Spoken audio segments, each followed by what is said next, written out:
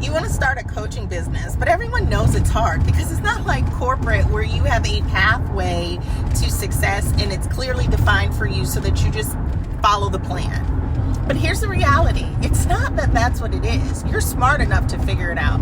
You know the skill that you have. You know how you've overcome the challenges in your own life.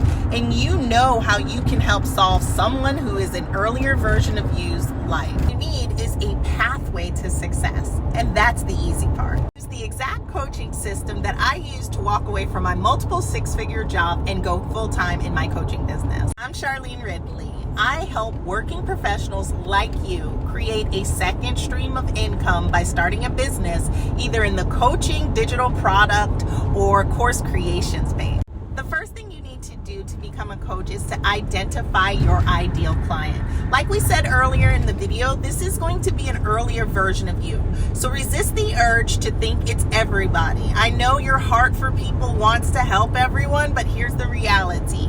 You cannot message everyone because everyone speaks a different language, and being able to know who you were and who you're serving now is going to be really important, developing messaging and lead generation as you launch your business. In knowing your ideal client, you're going to be able to identify their pain point and create solutions through your coaching to immediately solve that. I want you to realize you don't have to take a person from A to Z. You only have to take them from A to B. And lastly, in thinking about your ideal client, you are going to identify your method of delivering coaching. Is it going to be online? Is it going to be face-to-face? Is it going to be a hybrid of the two? Once you've done all of your work to identify your ideal client, it's time to move on to step 2.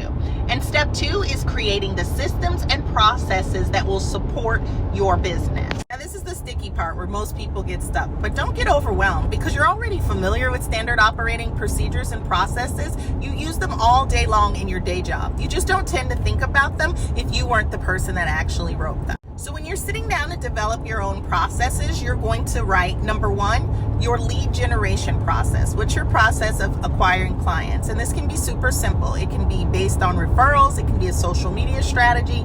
It can be networking. It can be a host of different things. Your second process will be your client onboarding. So once you have a client that says yes to coaching, what's that look like? What do you send them? What contracts are available? What is the process of onboarding them to your coaching program? Now stay with me because I know that I said this was easy and you heard the word contracts and you're freaking out a little bit, but here's the reality.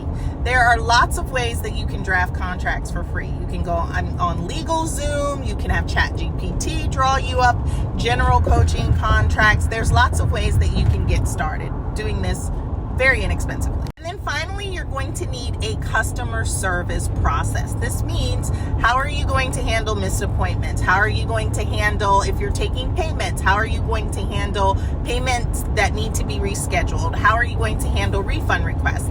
You're going to develop a process for servicing your client. Set up your processes. It's time to finish this a step out by setting up your systems. You're going to need a booking system. You can use something like Calendly. You can use Acuity for scheduling. You just need a way that people can book appointments with you. Secondly, you'll need a payment processing system. You can use systems like Square or PayPal, or you can use any invoicing system that will help you be able to allow your clients to pay you either in full or to make payments. Your third system is going to be a note-taking system. This is going to be a way that you take notes during your client calls so that you can keep up with what you've discussed and how you are progressing in your coaching sessions. Don't overthink this. When I got started, I literally had a binder with colored tabs and each section was a different client and I hand wrote notes. You can also use your Zoom software if you're doing this virtually to record and to download those notes and then print them out and put them in a place.